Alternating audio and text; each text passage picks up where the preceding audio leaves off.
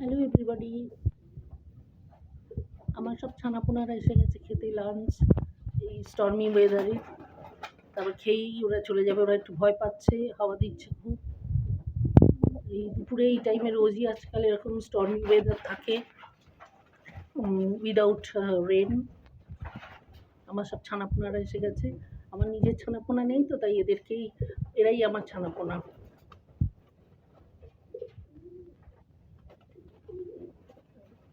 সব দল বেঁধে খাচ্ছে একসাথে। জায়গাটা খুব অল্প তো, সেই জন্যে দিতেও একটু অসুবিধে হয়ে যায়। ফ্ল্যাট তো, ফ্ল্যাটেতে অসুবিধে হয়।